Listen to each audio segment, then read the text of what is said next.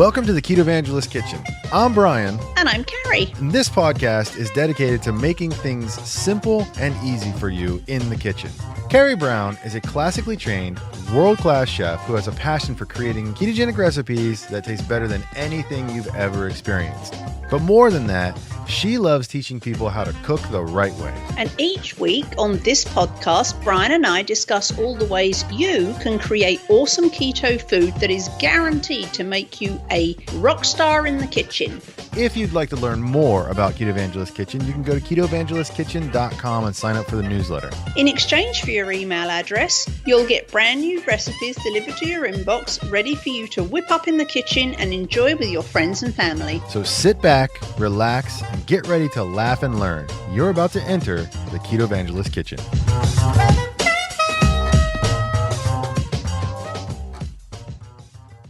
So your favorite subject when you you growed up in the jolly old England. So I growed up in jolly old England. Now, okay, so I growed up in Kent, where we wouldn't say growed up. No? Where would you in jolly old England? Where would you say you growed up? Cornwall. No. Oh, no offense to any Cornwellians.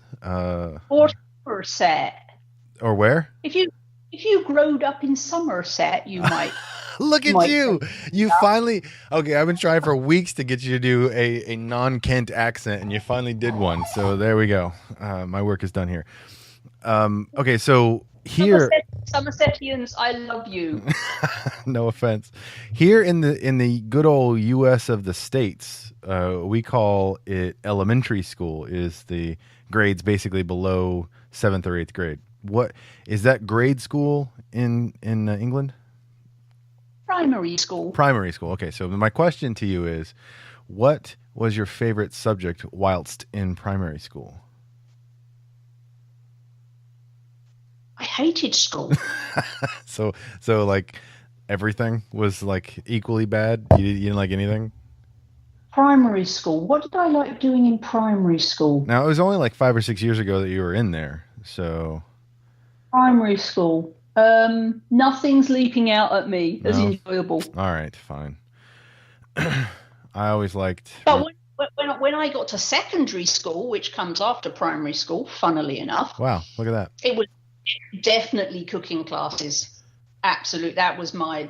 Yeah. How old does... Okay, so secondary school would be approximately... 11. Say that 11 again? to 6. So primary Age 11? is 7 to 11. Secondary school is 11 to 16. And then after 16, what do you... What? And then 16 to 18, you go... Actually, I don't know what they call it, but in England, it was kind of known as sixth form. So you could leave at 16...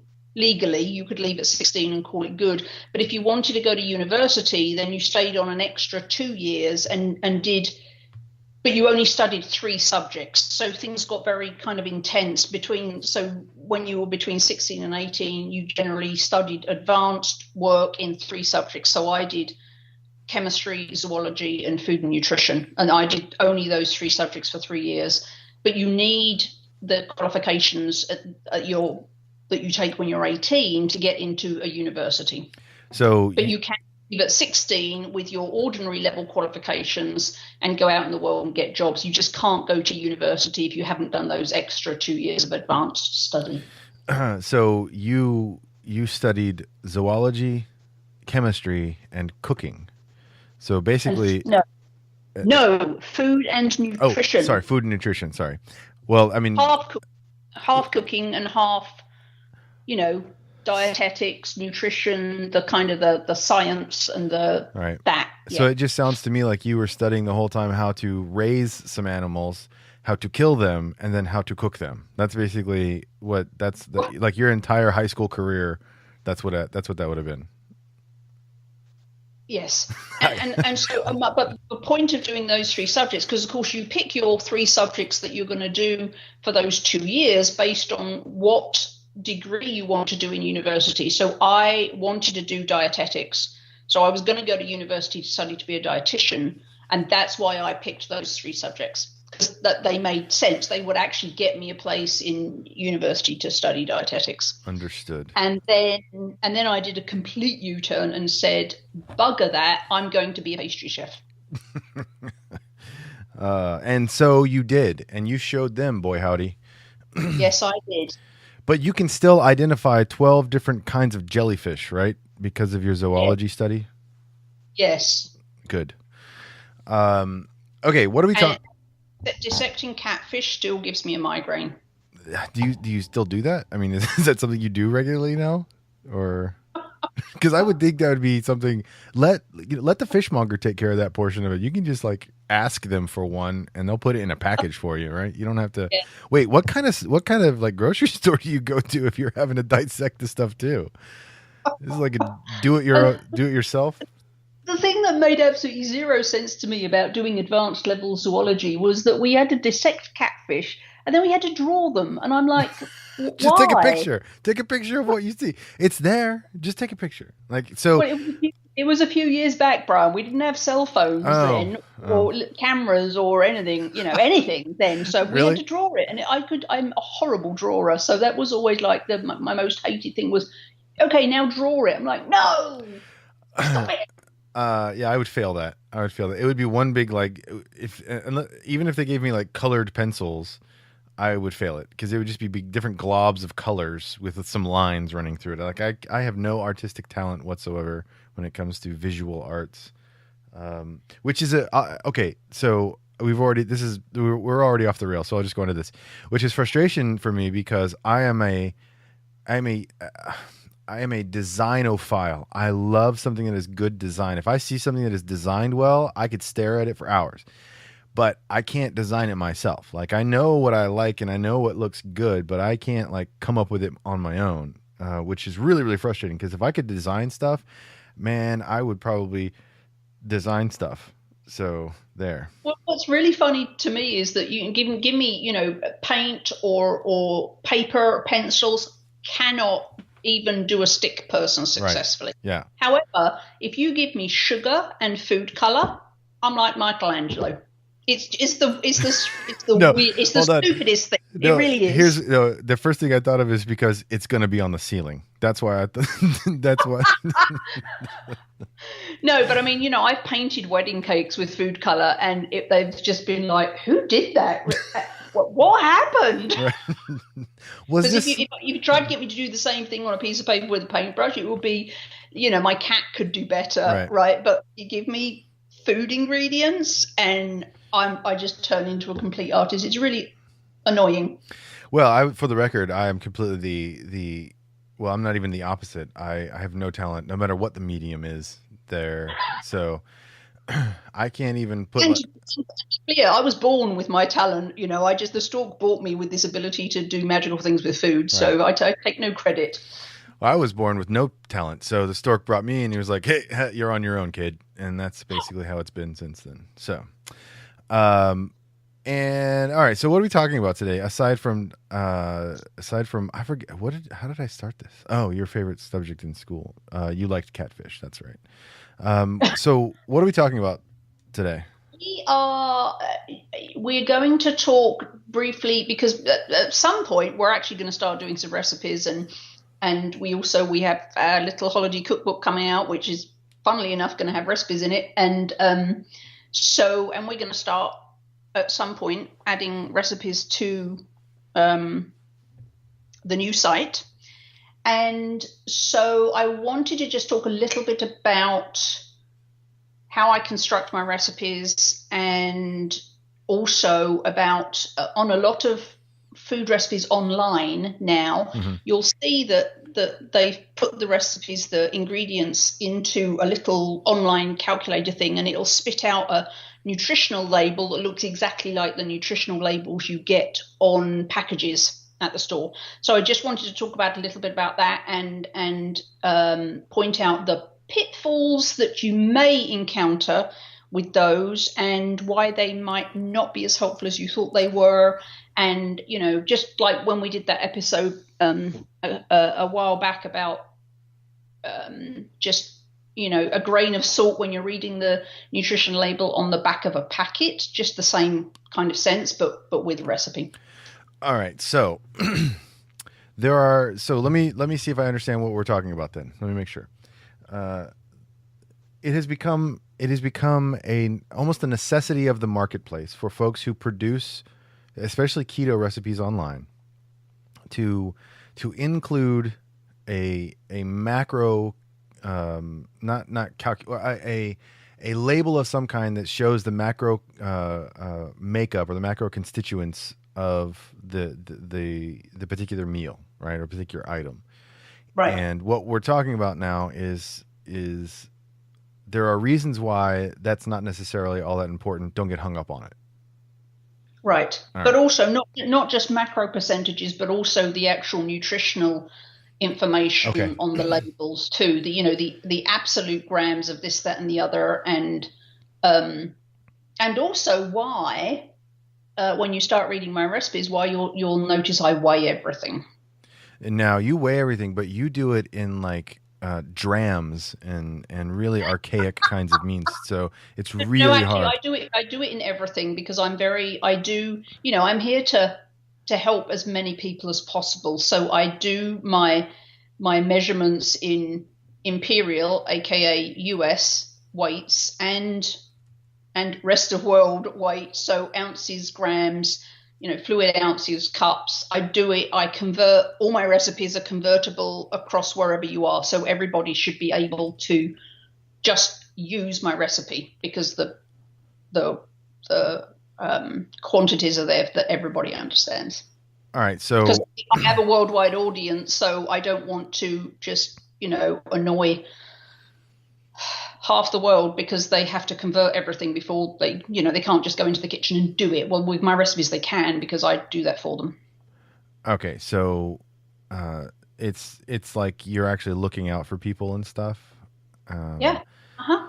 I don't think I like that very much.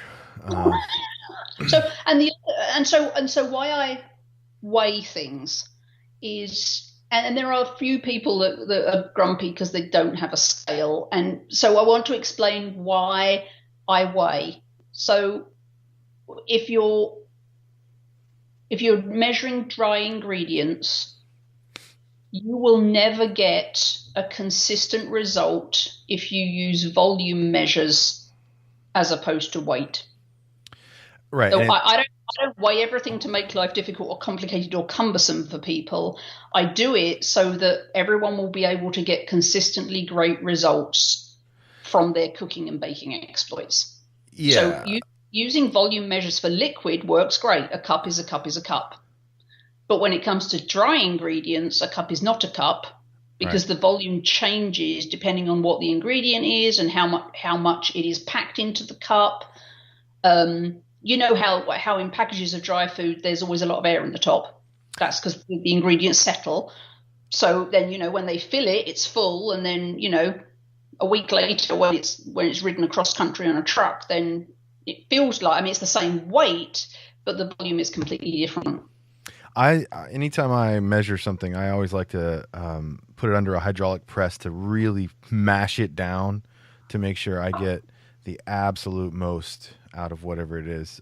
Generally speaking, though, I go through a lot of measuring cups because of that. I don't know if that's a consideration. Right. So my point is, a well-packed cup of almond flour weighs differently. I like that you're completely ignoring me. I like that you're completely ignoring me. And that's when you start having problems because, you make it one day and you got more almond flour. So that's particularly with baking recipes because it's science.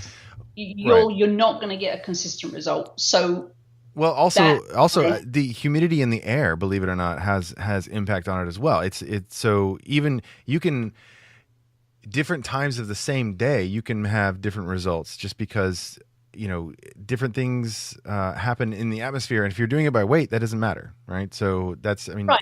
And also in anywhere that has big hills like America, and I know we think we have big hills in England, but we really don't. But in America, for sure, there's this thing called high altitude cooking where everything is crazy, and yes, including the people.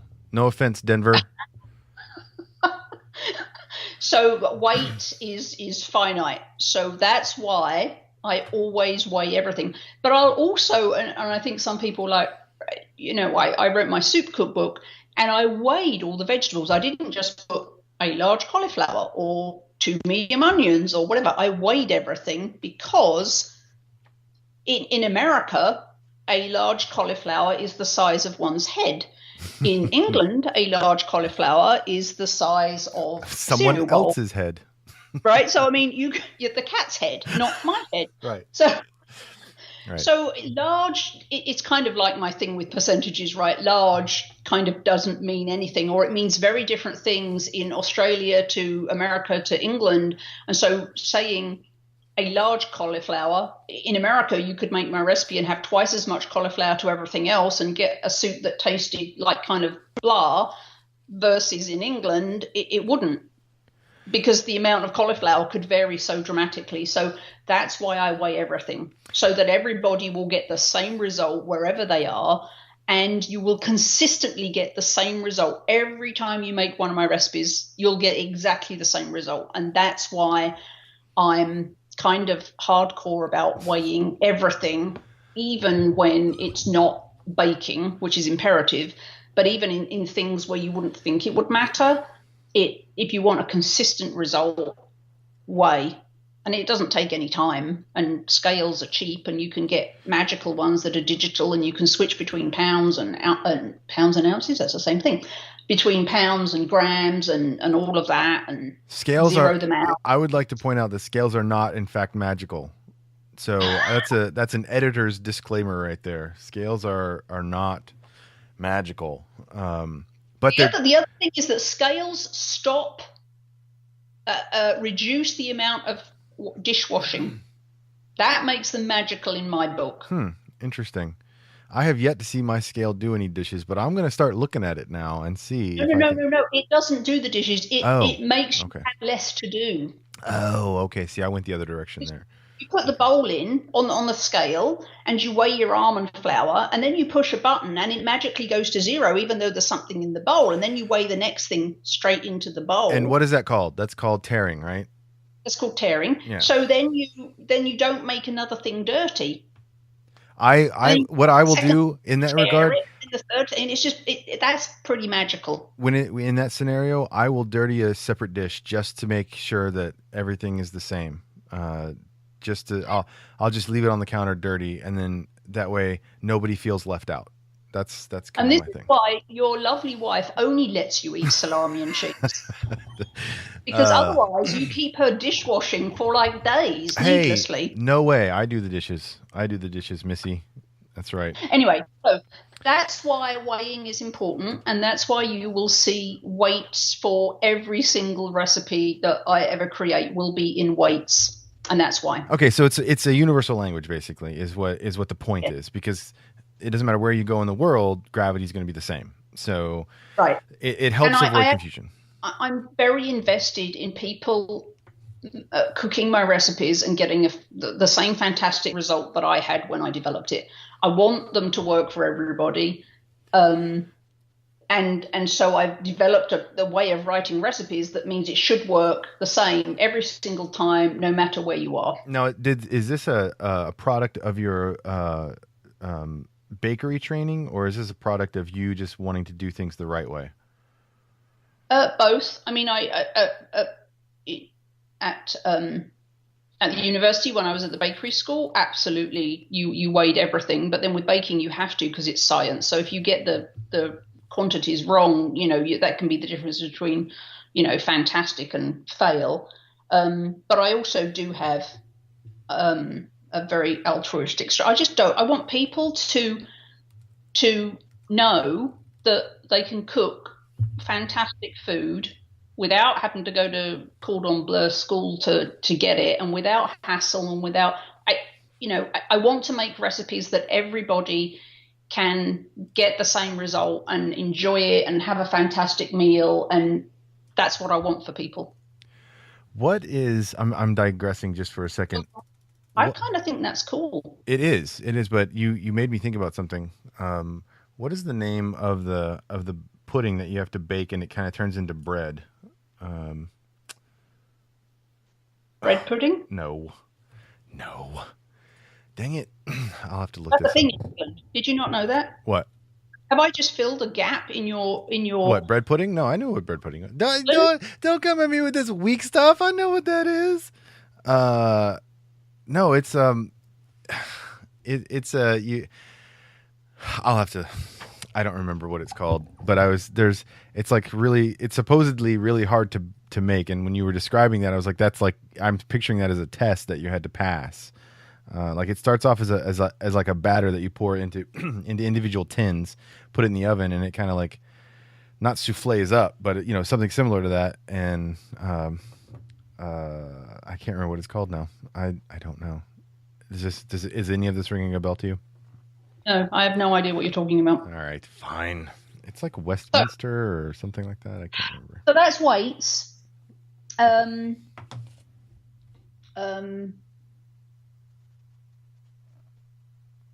What else? So, and all my recipes are in American weights, rest of world weights, and cups where applicable, and fluid ounces, and all of that.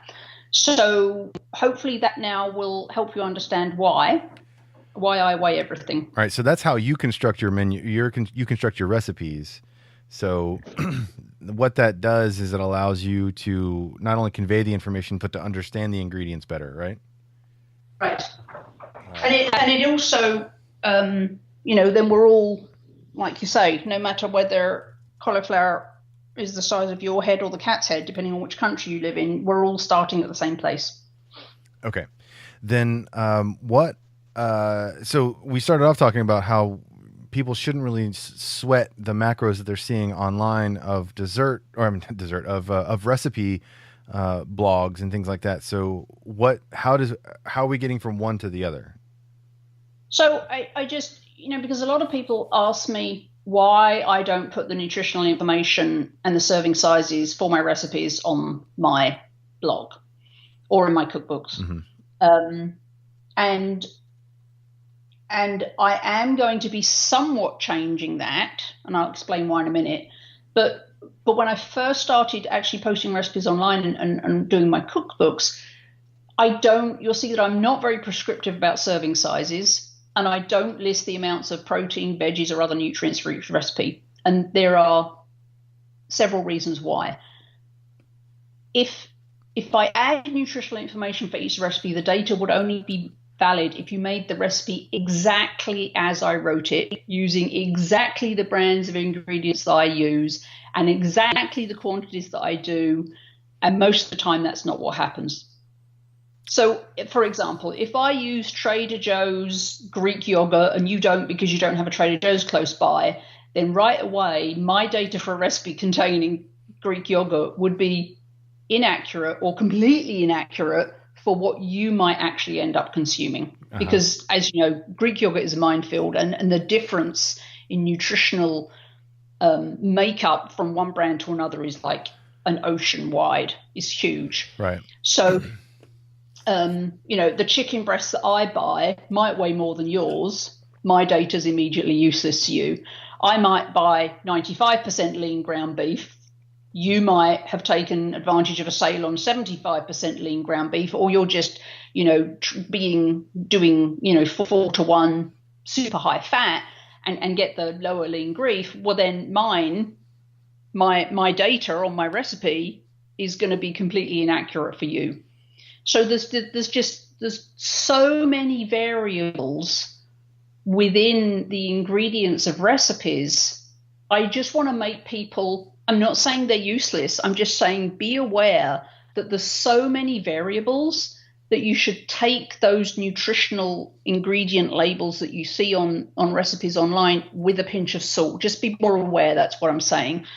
Any tweak you make, any different brand you use is going to end up with a different result for you. So use them as a guide, but just be aware that they're really only a guide. And I know a lot of people feel better having some data to hang their hats on, but if the data's not accurate, then you're actually, hanging your hat on something that it isn't useful to you. I completely agree. The recipes that I have on the Ketovangelist site, I don't put macros on it, mostly because I don't know and I don't care. And I get emails pretty regularly for people asking what the macros are, and I basically have to tell them that I really don't know. You know, when you make it, if you want to pay attention to the ingredients that you're putting in per serving size, you can figure it out. But truth of the matter is, doesn't matter to me. I don't, it's not a big deal to me. Now, so for the record, I'm also not saying it shouldn't matter to you. I'm not saying that. I'm saying it doesn't matter to me. So therefore, that's why my product doesn't have it on it. So, right. so and I I'm want to make sure I'm clear on saying use them as a guide, but don't take them as gospel. Right. They may be helpful. Just, right. They may be helpful, but they're not something that you gotta live or die by. Bear in mind that the difference between 75% lean ground beef and 95% ground beef is going to make a wide swing in my numbers versus your numbers. Also, it's like 20% ground beef. That's the difference. So there you go. That's like. So also, I think my view is that adding all that data, I think as a culture, we've kind of become a bit kind of data junkies. And I think that data encourages us to focus on things that we don't need to focus on, like counting calories or micronutrients. Whereas our focus should be simply on, eating keto foods and not getting bogged down in the minutiae of all these things that you don't actually have to worry about. So if you focus on eating the most nutrient dense keto foods out there, you don't need to worry. You're overcomplicating your life. And we are opposed to that. We are. It's going to be much easier for people to maintain a keto or low carb, high fat lifestyle if it's simpler. A lot of people just don't have the time or a low enough level of stress to deal with that level of complexity in their life. So if we can make it more simple, that's a huge win. Well, there you go. Another reason why I don't have it on mine, serving sizes. Again, it's like the labels on the food packets that we talked about, is that the serving sizes can be really misleading because you read it and you go, oh, I can eat all of that. And then you look at the serving size and it's like, oh, that's only for a quarter of the packet. Right. The same holds true with recipes. They determine your serving size, but if that's not actually the amount that you eat, then the numbers are going to be completely meaningless. The numbers in the nutritional breakdown. So you do need to, if you're looking at that data on a recipe online, just make sure you figure out what it is per your serving that you're actually eating, not just going, oh, one, yes, I'm sure I only had one. But if you got, 8 scones out of the recipe and their serving size was 12, and if you don't figure that out, you're going to be completely off in your calculations. Right? Yeah, absolutely. The other reason is that, we all have different appetites. And one of the things about keto is, you eat as few carbs as possible. You eat an appropriate amount of protein for your situation and your body size. And then you eat fat to satiety. Well, we all have different appetites. So the amount that is filling for me is not the same as the amount that it's filling for you. So serving sizes are a bit kind of crazy because there's no one size fits all when it comes to serving sizes. So again, if you're looking at one of these nutrient labels, you're going to have to do math to figure out what it would be for the amount that you ate, which is going to be different from the amount that you would eat of that recipe if you were looking at me. So I hope you can start to see how those labels are a guide, but you could actually be looking at something that's completely inaccurate if you add all these variables in. Yeah, as a corollary to that, and I'm sure I've said this before, if not, I know I've thought it many, many times. Using apps like MyFitnessPal to track stuff is great, but you got to keep in mind the data in those apps are user generated. So if you assume that it's correct just because it's in the app, that's a false assumption. That is not a healthy assumption because you have no idea who actually put the data in there. You have no idea what they base the data on. So again, it's a good guideline, but it's not something to get all hung up on. So there you go. Okay, so there you go. So Carrie's recipes are better than everyone else's because she does everything the right way. She weighs stuff. And don't get hung up on the macro labels. Don't get hung up on the nutrition information that you see when you're perusing recipes online. Anything else? I am going to start adding, the net carb count to my recipes. Right. Because, I recognize that is a helpful guide. But again, when you start to see that, you have to also look at, okay, how much of this did I eat versus the serving size that I might have listed? And, did I use the same yogurt? Or, right. You know what I mean? Right. It's still only a guide. Right. So I want to encourage people not to take the data they read on online recipes as gospel. That was all. I just want to point out that the variables make it quite inaccurate. Right. And that's the key. And that's with everything, right? I mean, you can have all the best information in the world, but what really matters is an N equals 1. I mean, that's what truly is the only thing that matters to you, is how it affects you. What's the deal with you? So all this other stuff is great, for guidelines and to get a baseline and to understand how things work and to kind of troubleshoot and try, figure things out. That's great. But ultimately, just eat good food, right? Eat keto food, and let that be your guide. And that's that. Right. All right. Yeah. Eat whole real keto food. That's, that's it. That's all I got. All right. Well, thank you very much, Carrie Brown. Oh, we didn't even introduce the episode. Oh, by the way, you guys just listened to the Ketovangelist Kitchen episode. I'm Brian, and that's Carrie Brown over there. Say hi, Carrie. Hello. That is the opposite of an introduction. That's an outroduction. Hey, we are groundbreaking over here. We're changing everything up. All right, Carrie. We'll talk to you next week then. Bye. Bye.